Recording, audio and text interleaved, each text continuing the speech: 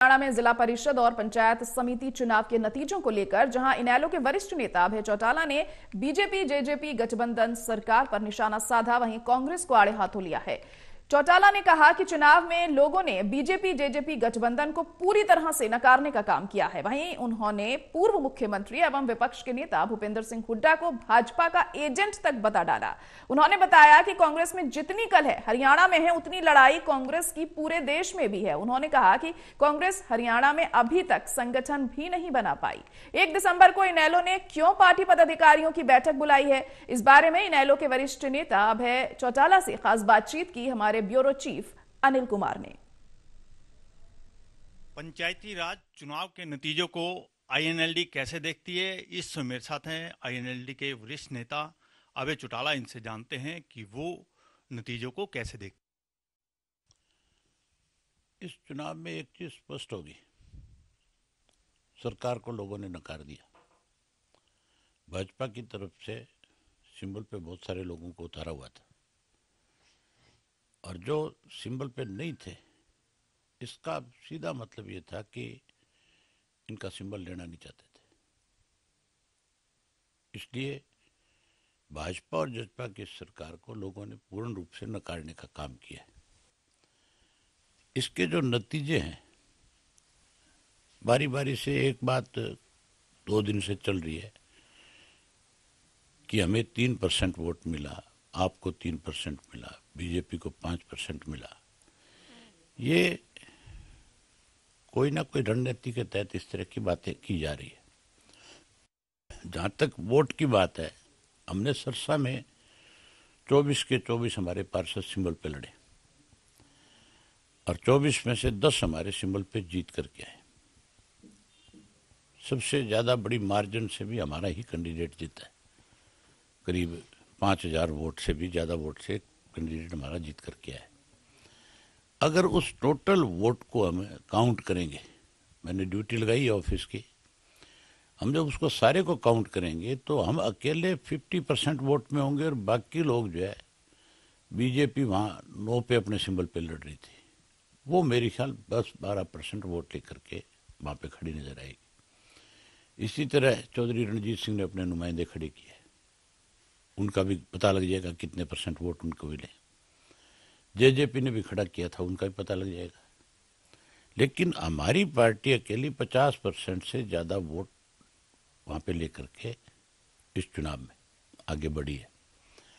और भी जगह जगह पे हमने, जैसे यमुनानगर है, यमुनानगर में हमारा एक व्यक्ति सिंबल पे जीत करके है, बाकी हमारे चुनाव लूज करके। लेकिन हारने वाले भी जो है वो कोई 100 वोट से है, कोई 150 से, कोई 200 से, कोई 500 से, इससे ज्यादा नहीं। वहां पे भी वोट ऑफ परसेंटेज जब हम निकालेंगे यमुनानगर जिले की, तो हमारा 30% ऊपर वोट मिलेगा। ये कहना कि आप 3% वोट पे हो, ये एक कोई ना कोई इस मकसद को लेकर के हमें कमजोर करने की कोशिश में लगा हुआ है। लेकिन जो असलियत है वो आज शाम तक सारे आंकड़े हमारे पास आ जाएंगे। हम बता देंगे कि हमें पूरे प्रदेश में कितना % वोट मिला है और कितनी जगह पे हम सिंबल पे लड़ रहे थे। चौटाला साहब, आपको राजनीति में काफी एक्सपीरियंस है। जिस तरह भूपेंद्र सिंह हुड्डा अपना अलग प्रचार कर रहा है और किरण चौधरी अलग निकली हुई है और आम आदमी पार्टी भी अपने आप को काफी सक्रिय होने का दावा करती है, तो जो अब पंचायती राज चुनाव के नतीजे आए हैं उसका आने वाले समय में लोकसभा और विधानसभा चुनाव पर कितना असर पड़ेगा? कांग्रेस की तो बात ही नहीं करनी चाहिए। कांग्रेस ने तो चुनाव लड़ा ही नहीं। वो तो खुद ये बात स्वीकार करते हैं कि हमने तो किसी को सिंबल दिया ही नहीं, ना हम इस चुनाव में कहीं कोई हिस्सा लेते। तो इसका मतलब ना तो उनका कोई समर्थित उम्मीदवार था और ना ही उन्होंने किसी को सिंबल दिया। अब वो दावा करते हैं कि इसमें 87% लोग जो हैं वो हमारे हैं। तो इसका मतलब तो ये है भी अगला चुनाव जब लोकसभा का विधानसभा का आएगा तो ये समर्थित ही उम्मीदवार बनाएंगे किसी को, खुद तो जीत नहीं पाएंगे, खुद तो इनके कोई सिंबल लेगा नहीं। तो ये तो फिर जो जीते हुए होंगे उनके कंधों पे हाथ रखेंगे, ये हमारा समर्थित है, ये हमारा समर्थित है। इनका दिवालिया पिटिया। कांग्रेस में आपस में इतना कलह है आज की तारीख में कि हाई कमांड को भी बेचारे को बहुत सोच समझ करके इनके बारे में कहना पड़ता है। आज जितनी कलह हरियाणा में है उतनी कलह पूरे देश में भी है इनकी पार्टी में।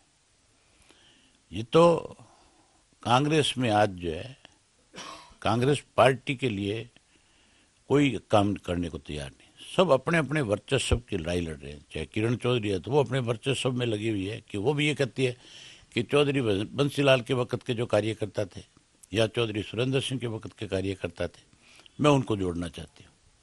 भाई तो उनको जोड़ना चाहते हो, चौधरी सुरेंद्र सिंह को भी चौधरी बंसीलाल को दिया तो कांग्रेस ने, उनकी वजह से उनके नाम बढ़े थे आगे। अगर कांग्रेस पार्टी उनके कंधे पे हाथ नहीं रखती तो कौन जानता था इन लोगों को? जान पहचान तो उन्हीं के नाम से, कांग्रेस की वजह से हुई उनकी। चाहे वो अब आपका ये भूपेंद्र सिंह हुड्डा है, ये मुख्यमंत्री बना तो कोई अपने बलबूते पे बना था, कांग्रेस ने मुख्यमंत्री बनाया था। इसकी वजह से भूपेंद्र सिंह हुड्डा की एक पहचान हरियाणा में बन गई। आज वो ये कहता है कि सब कुछ मैं ही हूं, तो जिस दिन कांग्रेस ने थोड़ा सा भी इससे किनारा किया उसी दिन भूपेंद्र सिंह हुड्डा तो जमीन पे आ जाएगा। ये तो भाजपा का एजेंट है। पिछले लंबे समय से भारतीय जनता पार्टी जैसे चाहती है वैसे फैसले भूपेंद्र सिंह हुड्डा से करवाती है, और लगातार हुड्डा जो है ये किसी से छुपी भी नहीं है।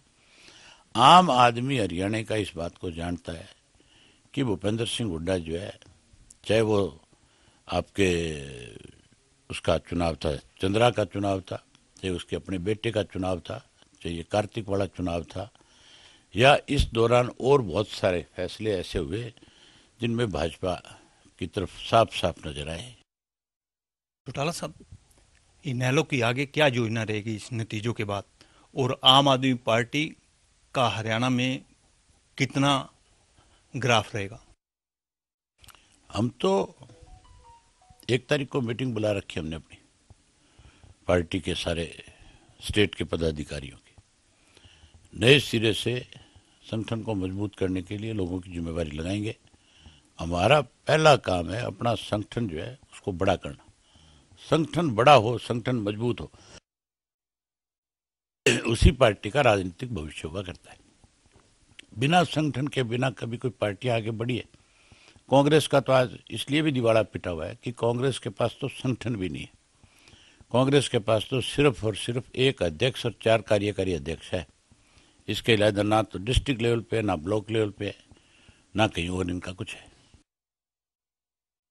ये थे मेरे साथ इनेलो के वरिष्ठ नेता अभय चौटाला।